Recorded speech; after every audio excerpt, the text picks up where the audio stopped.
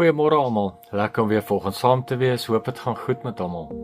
Hierdie week praat ons om 'n bonatuurlike lewe te lewe as 'n Christen.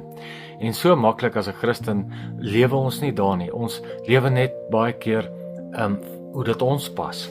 En ons is geroep om dit uit te leef hier op aarde, om uit te gaan en mense te bereik met die bonatuurlike, goddelike krag wat in ons is en wie ons is in die Here. Ek lees vir ons Efesiërs 2 vers 10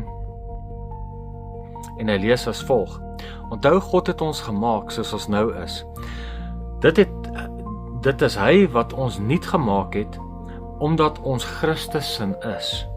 Hy het dit klaar gedoen sodat ons reg en goed kan leef soos hy lankal besluit het hoe ons moet leef. Ons kan goed en reg leef in Christus. Ons het hierdie bonatuurlike God wat ons gemaak het met bonatuurlike krag, insig, wysheid, kennis en vermoëns om op aarde 'n verskil te maak. Maar ons sal baie keer vir baie laer as dit mik. Ons sal net probeer oorleef, ons sal net probeer om die dag te maak, ons sal net probeer die einde van die maand, die einde van die jaar en hoop dit gaan beter in die volgende een.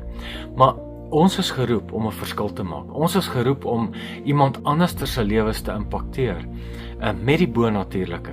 Ons kan vir mense bid en hulle kan gesond word. Ons kan ons hande op siekes lê. Ons kan duiwels uitdryf. Ons kan woorde gee van wysheid, kennis en profesie. As kinders van God. Ons het daai bonatuurlike gawes in ons. Ons moet dit net begin gebruik. So vandag, waar u ook al is, begin sê, Here, ek wil nader aan u leef. Ek wil in die woord, ek bid, ek wil tyd vat vandag om iemand anders se lewe te impakteer. En gaan uit vandag en bereik iemand anders. Kom ons bid saam. Vader, ek bid vir elkeen wat kyk en Vader, gebruik ons vandag om iemand anders se lewe op 'n bonatuurlike wyse te impakteer in Jesus naam. Amen.